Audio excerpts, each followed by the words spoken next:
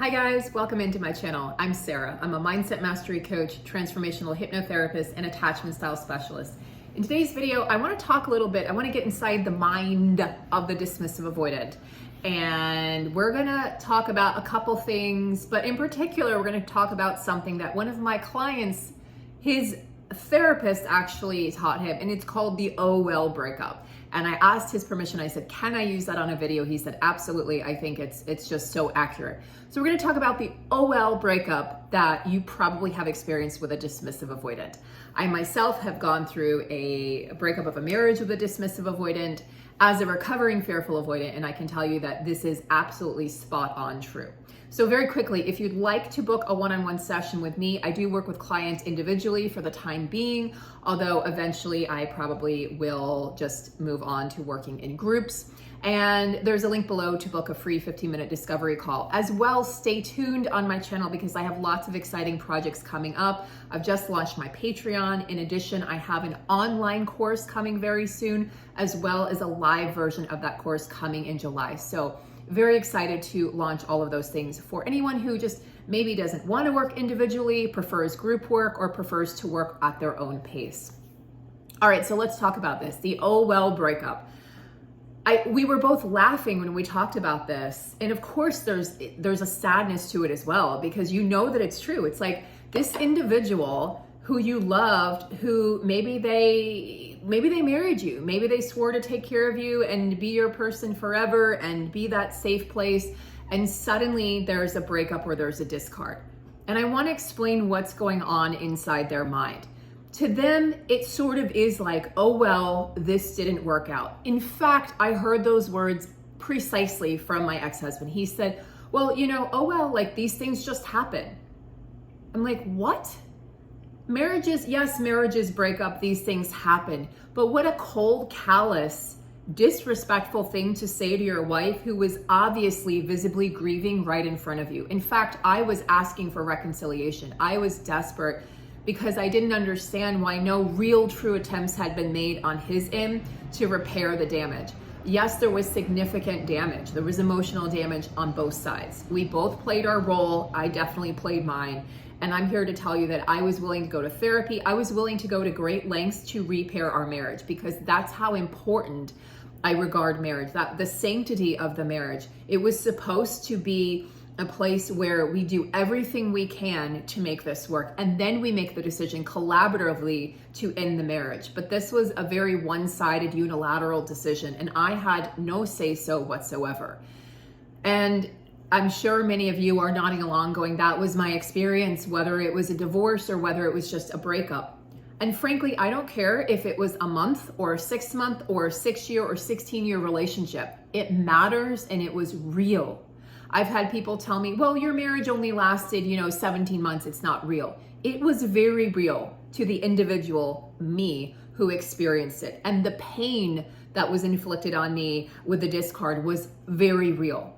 The pain, the confusion, the lack of understanding, the lack of, literally he just separated himself emotionally from me in a way that I've never seen anybody do before. Not even like somebody you call a narcissist. This was just like a next level of just cold callousness, this ability to move on and to really make it seem like this wasn't a big deal. Oh, well, it's a divorce. It didn't work out.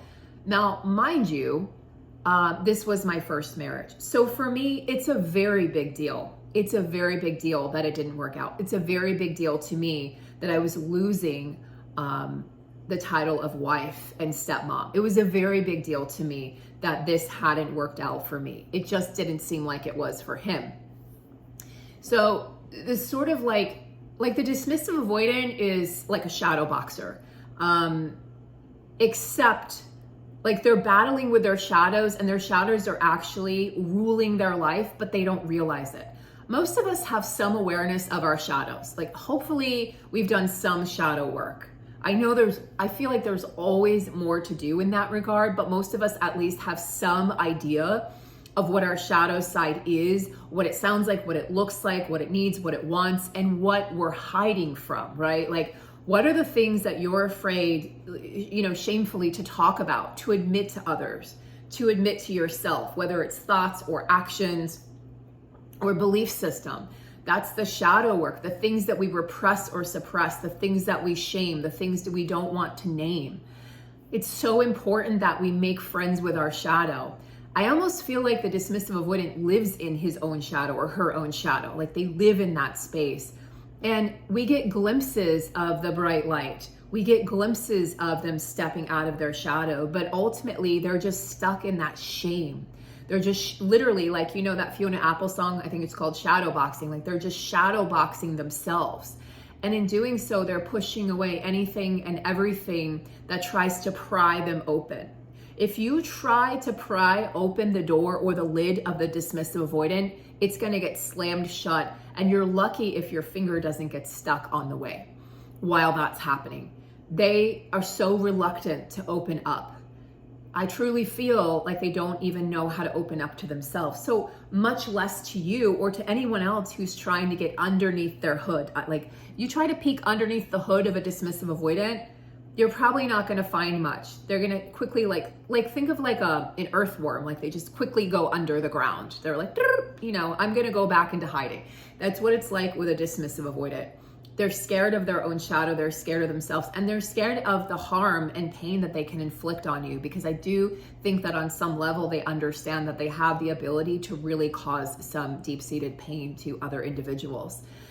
They also want to control the narrative. Like, I think it's really important for them, especially at the end, that they rewrite the story. And that story is, we were never compatible, you were never my soulmate, we just didn't work out.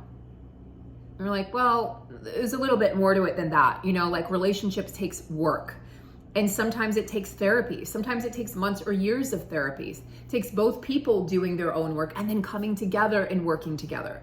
So what I want to say to you, if you're in pain and if you've gone through this, oh, well, breakup, if someone's like, oh, well, it just didn't work out, I want to say to you that your feelings are valid. That relationship was real.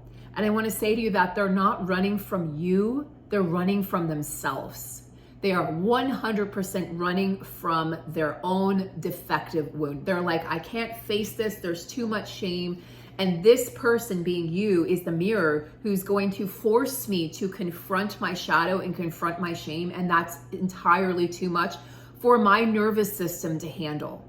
My ex used to say, I feel like I'm going to have a heart attack from all the stress. But it wasn't inflicted by me. It was his own repression and suppression, the inability to address the issues that I was begging him, almost trying to force him to address within himself and within the marriage. And of course, it felt like he was going to just explode, because literally he didn't know, his nervous system wasn't equipped to handle that. It wasn't equipped to go to those emotional depths, into that level of intensity. I want to ask you something. And this might hurt and it may trigger, but let it heal. Let the trigger heal you. Let it bring you to a place of deeper understanding of self and of what you experienced. What makes you think that you're going to be the one that can change this person? What makes you think that you're going to be the one that finally convinces them to do the work, or that you can fix or heal them? They've been shoving down their feelings for decades, for maybe their entire life, since childhood. Why do you think that you're going to be the one, like the miracle worker, that finally gets through the armor? You may create a chink in the armor, because I know I did, but that doesn't mean that you're going to get to the bottom of the barrel. That doesn't mean that they're going to open wide for you. And the other thing I want to say is, this individual has been in denial for decades. They've been sort of like dissociated from themselves, from their true self, their true feelings, their needs for so long, they can't possibly take in anybody else's needs. They don't even understand their own. So that's why they can't sit with you in your pain, when you're crying, when you're upset, when you're angry. They don't know how to do it. That's why they shut down and stonewall, or that's why they rage. That's why they disappear. That's why they stay busy. That's why they disconnect.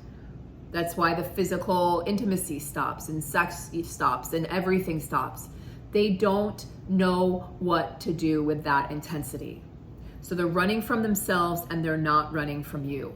We cannot override somebody's adaptation, somebody's inherent survival system. Like we don't have that. We are not magicians here. I can't do that. You can't do that. The only person that can do that is them. And they have to want to override that very primitive survival system. It is not like I get so tired of seeing these comments of like, oh, they're just assholes. Ha ha. Okay, yes, the behavior is kind of asshole-ish. Yeah, okay. We can all be assholes also. However, this is an ancient, intrinsic, primitive survival adaptation system. This is not something they can even press a button and override. It's simply not that simple. So I'm trying to explain this. I'm not defending the behavior. I'm especially not defending the pain, the pain that they inflict on others. What I am saying is let's get to a deeper understanding of what's really going on here. This individual doesn't want to be like this. They want and crave closeness and intimacy and connection just as much as the rest of us. They just simply don't know how. And of course they go looking for relationships and partnership because they're lonely. They're deeply, deeply lonely individuals. You can't really blame a human for desiring connection and reaching for connection. They just don't know how to hold on to it. They don't know what to do when they finally get the gold shiny thing, which is you. The person they've been looking for their whole life. Suddenly you're right in front of them. You've agreed to marry them, or you've agreed to be in a relationship with them. You've agreed to be their partner. And then suddenly their survival system kicks in. Uh-oh, danger. And what's the danger? Intimacy. Your demands that they show up in ways that they don't know how to show up, that they're not equipped to show up in. They can't just shake it off. If they could, guess what? They would. I'm telling you, these are deeply affected, lonely individuals.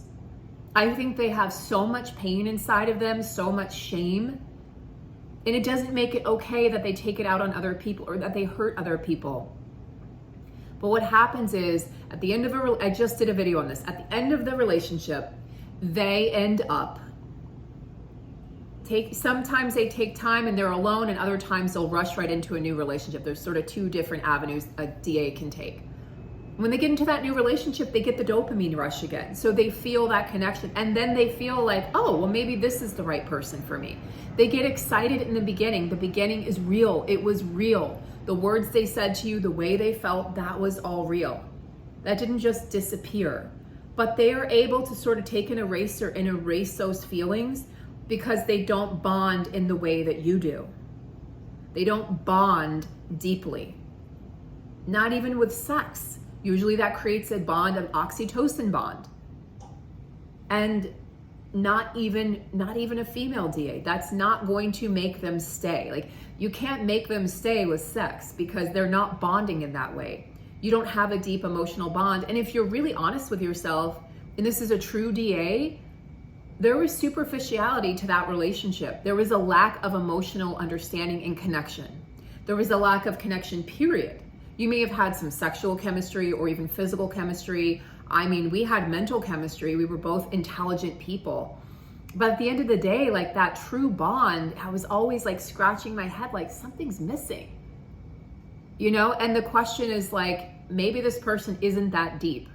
Well, I'm going to challenge that belief because I think they are deep. I think that life has gotten in the way for them. I think that what happened in their childhood was so damaging that they don't know what to do with that depth. And to reveal that depth would mean they would have to be vulnerable. And then to be vulnerable, they could be rejected. They could be abandoned. Just like a fearful avoidant, a DA fears abandonment. They fear rejection. I'd say rejection more than abandonment. I mean, all the insecure attachment styles fear rejection and abandonment.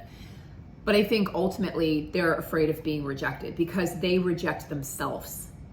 You see? And a fearful avoidant is most afraid of abandonment. They abandon themselves. Same with an anxious. An anxious also abandons himself inside of a relationship. And so if the DA is rejecting themselves and then they're fearing rejection from you, then they're just getting rejection all around. And they're going to look at your actions or your words as rejection or attacks even when they're not. Because they're so hard on themselves They don't know how not to be hard on you. It's really nearly an impossible situation to have a healthy relationship and fulfilling relationship with a dismissive avoidant who is unhealed, who is unaware, who's not taking steps to shatter the armor, who's not taking steps to become more self-aware, to be able to reflect. And as I said in the previous video, if you are in the initial dating stages of getting to know someone and you ask someone, what is your role in the demise of that marriage or that relationship? What role did you play? What did you contribute to the ending? And they can't tell you, or they brush it off, glaring red flag. That's somebody who hasn't done the work. That's somebody who's going to take all that baggage into your relationship and, ad infinitum. They're not going to heal. They haven't learned, they haven't reflected, and therefore they haven't grown or evolved. And if they haven't grown or evolved or learned or reflected, they're not going to be able to go to any depths with you because they're still, imagine it, like if you're carrying the baggage of yesterday, how are you supposed to carry new stuff?